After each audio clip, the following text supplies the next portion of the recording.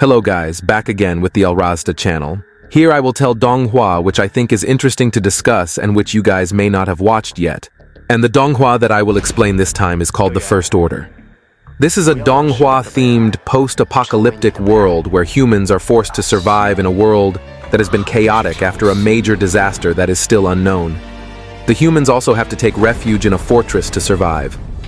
In this world, there are also superpowers that are a blessing obtained by certain people after achieving what is called awakening. This story will focus on an 18-year-old teenage boy who also gets unique superpowers. The power that the MC gets allows him to be able to sneak other people's skills randomly. The MC here also has a clever and silly nature that will further add to the excitement during the course of the story. Then how is the excitement? Okay, then without lingering anymore, we will just go straight into the storyline.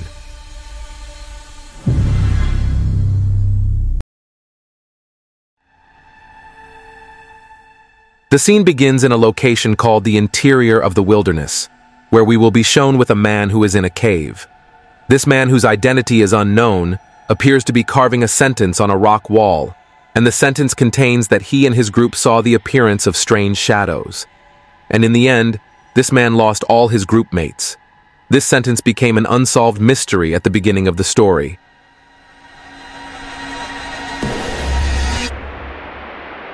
From the wilderness area, we will then move on to the area around fort number 113. In a barren desert plain, we will be shown a crow who is distracted when he sees food lying on the surface. There is also a frying pan supported by a piece of wood. And of course, the fact is that it is a trap deliberately set by a man, and he is Ren Xiaosu, the main protagonist in this Donghua series. In this post-apocalyptic world, meat is a fairly rare type of food, as is crow meat, which has a fairly high value if it is sold to a market.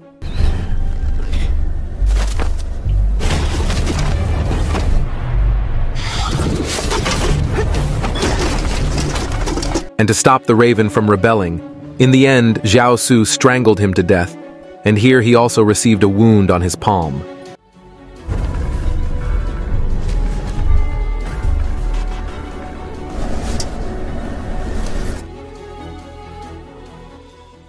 After successfully getting his prey, Xiaosu, who intended to immediately move home, suddenly experienced pain in his head that felt as if there was a golden bell that hit him. Receiving unbearable pain, in the end he had to fall and end up unconscious in the middle of the desert.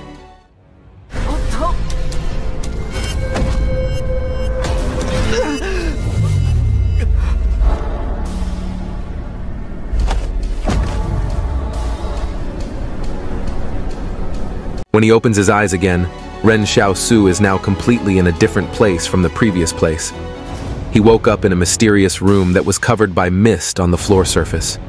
Inside the mysterious room, he also saw a table filled with a typewriter that looked very exclusive.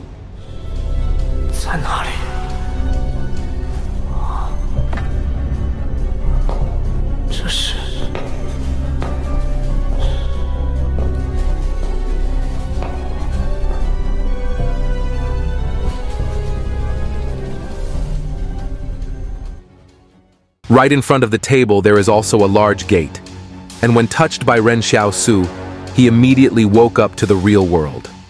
After getting the vision, he then rushed back. While helping Mr. Zhang with his gardening, Xiaosu also continued to ask, can't humans build a civilization like in the past by utilizing and studying data from the past so that they don't need to do re-research and can save time? Mr. Zhang replied that unfortunately, after a disaster that destroyed technology, people have to learn and start all over again, from point zero, from what Mr. Zhang knows. It is true that there are research data from the past, and not all of them are damaged. However, these data are now in the hands of only a few people, said Mr. Zhang, while looking at the fort.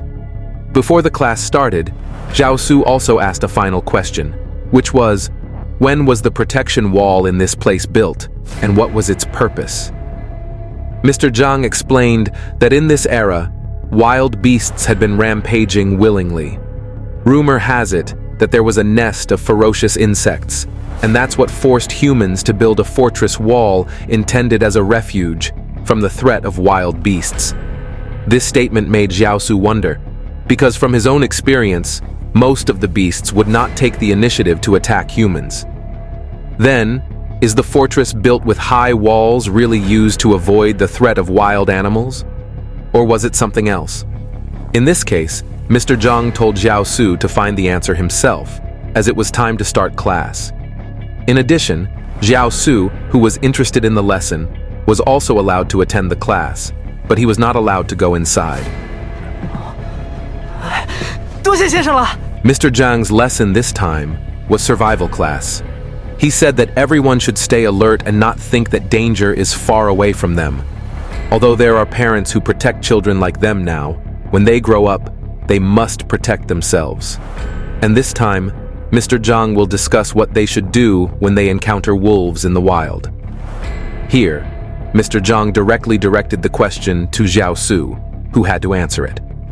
Along with that, a mission also appeared that read, "The thirst for knowledge is good, but the knowledge must be taught." In essence, this mission tells Xiao Su to share knowledge with other guys. It seemed that the students were enthusiastic about hearing the answer from Xiao Su, who was good at survival, until finally Xiao Su said that if they met a wolf, then what needed to be done was to go to a hilly slope surrounded by trees, because it would be a beautiful burial place. Of course, even though the students were serious, Xiao Su's answer was like someone who wasn't serious. But in fact, Xiao Su was serious about it, because Xiao Su himself was a person who had experienced the horror of the terror of wolves, who had a large body size. So even if they only encounter one wolf, the only way is to choose the most beautiful grave yourself. After hearing Xiao Su's unexpected answer, Mr. Zhang finally stated that from now on, Xiao Su would be a substitute teacher in the survival class. This was followed by the previous mission being declared complete, and as a reward, here Xiao Su is given increased physical strength. And with this, began Xiao Su's days as a substitute teacher in the survival class. After becoming a substitute teacher, an idea also crossed his mind to be able to increase the gold coins in the palace. Xiao Su then explained to his students that Mr. Zhang, who always teaches them on a daily basis, had worked hard. Therefore, from now on, Xiao Su wanted the students to change their greetings by saying, "Thank you, Mr. Teacher." And now the students are immediately told to try saying it. 老师好了，就说谢谢老师。所以以后上课大家不用说了。谢谢老师。来，咱们试一遍。 But it seems that the method used by Xiao Su did not produce any results. The typewriter in the palace didn't spit out any more gold coins. This shows that the disciples were not sincere in expressing their gratitude to the teacher. And of course, as a teacher who keeps giving lessons, talking a lot without drinking a sip of water, but instead his students are not grateful, which makes Xiao Su feel very annoyed, even though his throat really felt dry after teaching. And in the midst of his annoyance, from the other direction, Miss Xiao Yu was seen selling her earrings at the market to earn some money to survive. But the seller was flirting with Miss Xiao Yu guys. Finally, Xiao Su, who was still feeling annoyed, came to ask Miss Xiao Yu not to sell her earrings because he would give her money for the 3 anti-inflammatory drugs he had previously given her. Seeing that Miss Xiao Yu had refused the money, Xiao Su again asked her to take it. Xiao Su said that he did this not because he didn't want to accept Miss Xiao Yu's love, he just didn't want any modesty in their future relationship. Not only are we confused by Xiao Su's words, but Miss Xiao Yu herself is confused.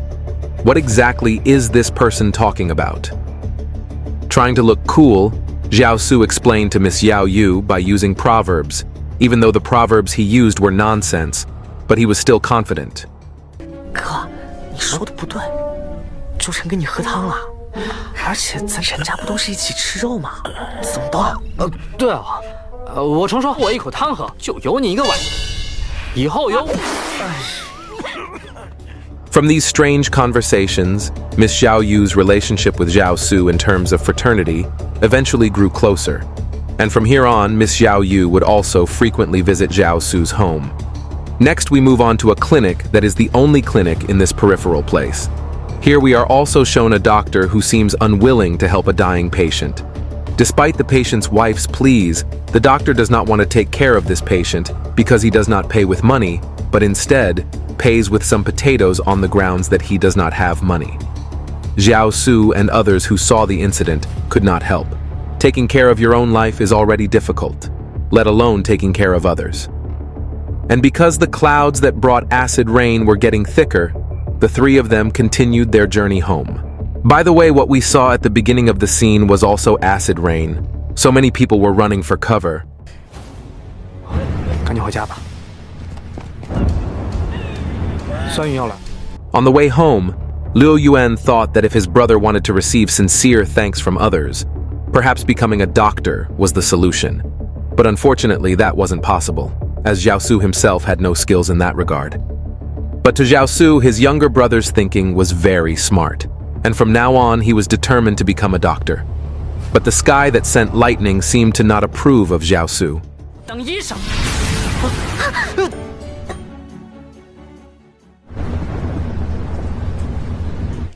The next day, and still around the market area, we will be brought back to the front of the clinic.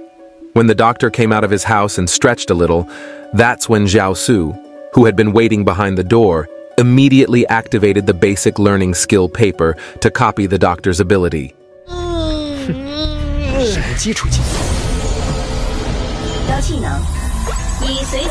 Of Mr. Doctor's randomly selected abilities, here Xiao Su gets an unexpected ability, namely the ability to deceive. This made Xiao Su feel annoyed, and his loud shout also made Mr. Doctor feel surprised, because it turned out that there was a man in front of his clinic. Still trying to get the medical abilities possessed by Mr. Doctor, Xiao Su also returned to using the last remaining learning paper. But again and again, the random skills he got were the same, namely the ability to deceive. This fact really made Xiao Su feel emotional. Walking slowly towards Mr. Doctor while preparing his fist, Xiao Su also said that this doctor turned out to be a liar who liked to deceive his patients. But Mr. Doctor tried to deny Xiao Su's words that had no evidence. To make sure, Xiao Su also asked the system, and from the system's answer, it finally became clear that this doctor actually had no medical skills. So all this time, he was only making false diagnoses with his deceptive abilities. And in the end, the doctor had to be hit by Xiao Su's Flying Walk's ultimate move.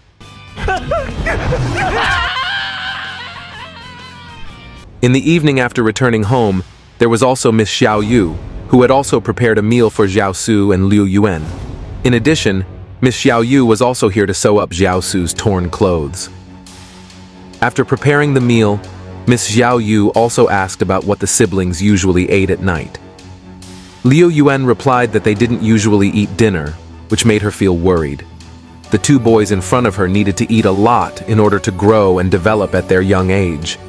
In the middle of the dinner, Xiao Su suddenly said that he had decided to open a stitch clinic specializing in external wounds, and that Miss Xiao Yu would be the nurse in charge of stitching up the wounds of his patients.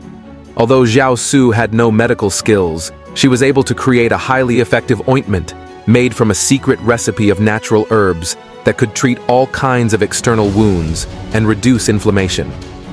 To prove it, Xiao Su began to remove the bandage from the wound on his palm, and sure enough, the previous wound was now completely closed in no time. Xiao Su wanted to set up this clinic also because the doctors in this place were not doing their jobs properly. So to help people, she set up the clinic. According to Miss Xiao Yu, the problem was that these days there were very few people in the market who fought, so it took days to find people with stab wounds. And if that was the case, then Xiao Su would have gone the brutal route, where she would be the one stabbing people in order to get patients. But he didn't do that because it was too much, guys.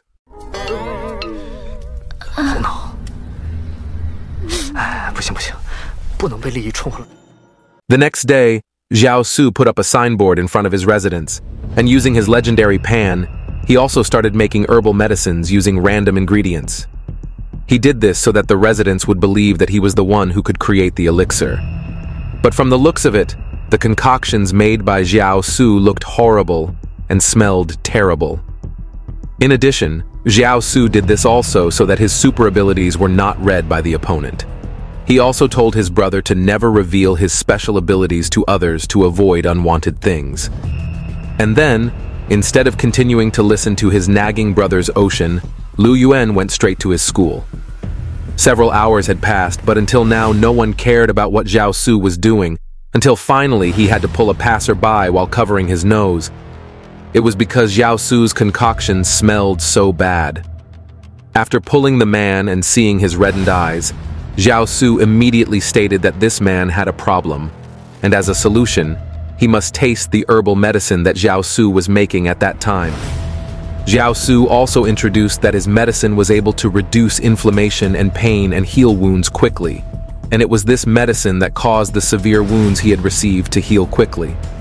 But this man didn't believe it, because all he knew was that Xiao Su was able to heal because he had strong determination. And soon after, when people started to show up, Xiao Su also started promoting himself. He introduced his medicine to them with a confident tone. 以前我一直精心隐藏这个药方，当了自己肩上的责任。我终于认识到了自己的错误。俗话说，是人，我要把这珍贵的药方拿出，就要开一个专治刀伤与大家分享。我人小外伤的诊所，错过。以前都是210块1粒的，不要客气，不要犹豫，最后路过药，现在只要88，只要。But while he was in the middle of his promotion, people took advantage of the moment to leave. And of all the people who had just left, there was one who was left behind because he had to pull a heavy cart filled with wooden beams. After approaching the man, Xiao Su also offered the treatment to him with a bright smile in a rather pushy manner. But even though he was pushy, the smile on Xiao Su's face didn't seem to change at all. After seeing the wound on the man's arm, Xiao Su explained that the wound must be healed immediately before it gets worse. In fact, the man felt that it was only a minor injury and did not need to be treated. After being forced, the man still did not want to be treated, even though Xiao Su had given a discounted price. Because he was annoyed, he would also provide free care and treatment, and this gentleman also accepted it gracefully. Instead of anything, Xiao Su offered the man this time while pointing a knife at his windpipe, so these gentlemen can't refuse it. Next, we switch to another place, where we will be shown with mercenaries who are traveling to Fort 112 to escort the singer lady named Luo Xinyu. They themselves were in the forest then. They also pulled over briefly to rest on the way.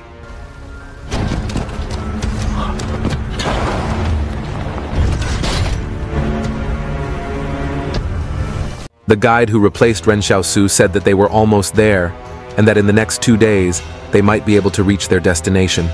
But as the woman in the hat, Yang Xiaojin, checked the situation, she sensed that something was wrong. As she looked around the area, Xiaojin realized that this was the same location that they had used for camping 2 days ago. Of course, the guide had made them all go around in circles at one point, which meant they were now lost. The situation is made even more tense when, at night, there begins to be a roar that sounds very terrible.